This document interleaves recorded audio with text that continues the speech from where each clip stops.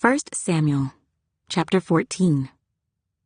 Now it happened one day that Jonathan, the son of Saul, said to the young man who bore his armor, "Come, let us go over to the Philistines' garrison that is on the other side."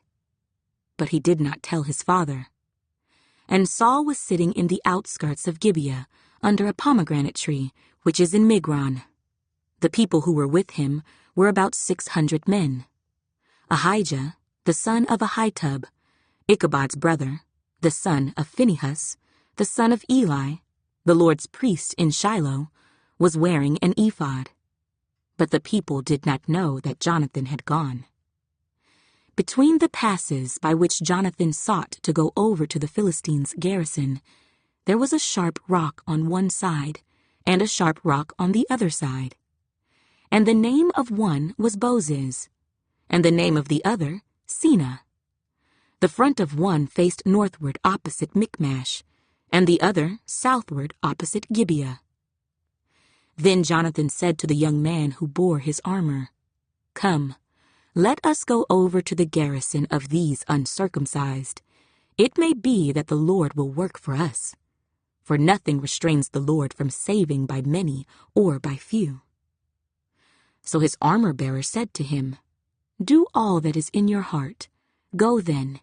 Here I am with you, according to your heart." Then Jonathan said, "Very well, let us cross over to these men, and we will show ourselves to them. If they say thus to us, 'Wait until we come to you,' then we will stand still in our place and not go up to them.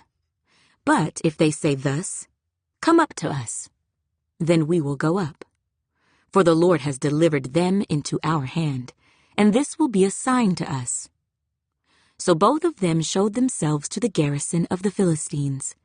And the Philistines said, "Look, the Hebrews are coming out of the holes where they have hidden." Then the men of the garrison called to Jonathan and his armor-bearer and said, "Come up to us, and we will show you something." Jonathan said to his armor-bearer, "Come up after me, for the Lord has delivered them into the hand of Israel." And Jonathan climbed up on his hands and knees with his armor-bearer after him, and they fell before Jonathan. And as he came after him, his armor-bearer killed them. That first slaughter which Jonathan and his armor-bearer made was about 20 men within about half an acre of land. And there was trembling in the camp, in the field, and among all the people. The garrison and the raiders also trembled, and the earth quaked, so that it was a very great trembling. Now the watchmen of Saul in Gibeah of Benjamin looked, and there was the multitude melting away, and they went here and there. Then Saul said to the people who were with him, "Now call the roll and see who has gone from us." And when they had called the roll, surprisingly, Jonathan and his armor-bearer were not there. And Saul said to Ahijah, "Bring the ark of God here."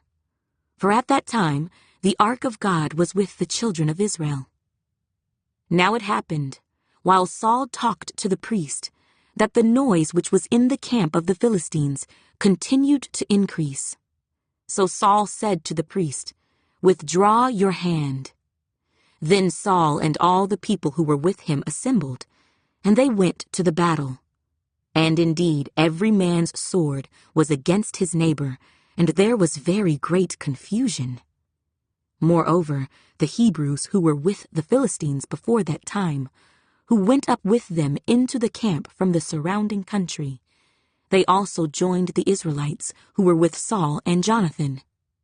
Likewise, all the men of Israel who had hidden in the mountains of Ephraim, when they heard that the Philistines fled, they also followed hard after them in the battle. So the Lord saved Israel that day, and the battle shifted to Beth-aven.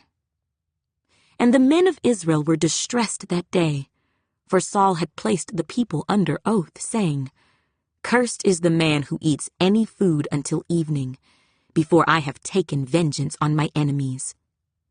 So none of the people tasted food. Now all the people of the land came to a forest, and there was honey on the ground. And when the people had come into the woods, there was the honey, dripping. But no one put his hand to his mouth, for the people feared the oath. But Jonathan had not heard his father charge the people with the oath. Therefore he stretched out the end of the rod that was in his hand, and dipped it in a honeycomb, and put his hand to his mouth, and his countenance brightened. Then one of the people said, "Your father strictly charged the people with an oath, saying, 'Cursed is the man who eats food this day.' And the people were faint. But Jonathan said, 'My father has troubled the land. Look now, how my countenance has brightened, because I tasted a little of this honey. How much better if the people had eaten freely today of the spoil of their enemies which they found. For now would there not have been a much greater slaughter among the Philistines?' Now they had driven back the Philistines that day from Michmash to Ajalon. So the people were very faint. And the people rushed on the spoil, and took sheep, oxen, and calves, and slaughtered them on the ground, and the people ate them with the blood. Then they told Saul, saying, 'Look, the people are sinning against the Lord by eating with the blood.' So he said, 'You have dealt treacherously. Roll a large stone to me this day.' Then Saul said, 'Disperse yourselves among the people, and say to them, Bring me here every man's ox and every man's sheep. Slaughter them here, and eat, and do not sin against the Lord by eating with the blood.' So every one of the people brought his ox with him that night, and slaughtered it there. Then Saul built an altar to the Lord. This was the first altar that he built to the Lord. Now Saul said, 'Let us go down after the Philistines by night, and plunder them until the morning light, and let us not leave a man of them.' And they said, 'Do whatever seems good to you.' Then the priest said, 'Let us draw near to God here.' So Saul asked counsel of God, 'Shall I go down after the Philistines? Will you deliver them into the hand of Israel?' But he did not answer him that day. And Saul said, 'Come over here, all you chiefs of the people, and know and see what this sin was today. For as the Lord lives, who saves Israel, though it be in Jonathan my son, he shall surely die.' But not a man among all the people answered him.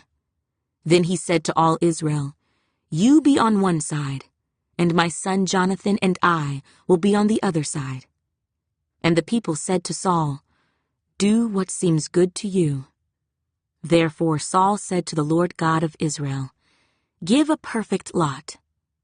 So Saul and Jonathan were taken, but the people escaped. And Saul said, 'Cast lots between my son Jonathan and me.' So Jonathan was taken. Then Saul said to Jonathan, 'Tell me what you have done.' And Jonathan told him and said, 'I only tasted a little honey with the end of the rod that was in my hand. So now I must die.' Saul answered, 'God do so and more also, for you shall surely die, Jonathan.' But the people said to Saul, 'Shall Jonathan die who has accomplished this great deliverance in Israel? Certainly not. As the Lord lives, not one hair of his head shall fall to the ground, for he has worked with God this day.' So the people rescued Jonathan, and he did not die. Then Saul returned from pursuing the Philistines, and the Philistines went to their own place. So Saul established his sovereignty over Israel, and fought against all his enemies on every side, against Moab, against the people of Ammon, against Edom, against the kings of Zobah, and against the Philistines. Wherever he turned, he harassed them. And he gathered an army and attacked the Amalekites, and delivered Israel from the hands of those who plundered them. The sons of Saul were Jonathan, Jishui, and Malchishua, and the names of his 2 daughters were these: the name of the firstborn, Merab, and the name of the younger, Michal. The name of Saul's wife was Ahinoam, the daughter of Ahimaaz. And the name of the commander of his army was Abner, the son of Ner, Saul's uncle. Kish was the father of Saul, and Ner, the father of Abner, was the son of Abiel. Now there was fierce war with the Philistines all the days of Saul. And when Saul saw any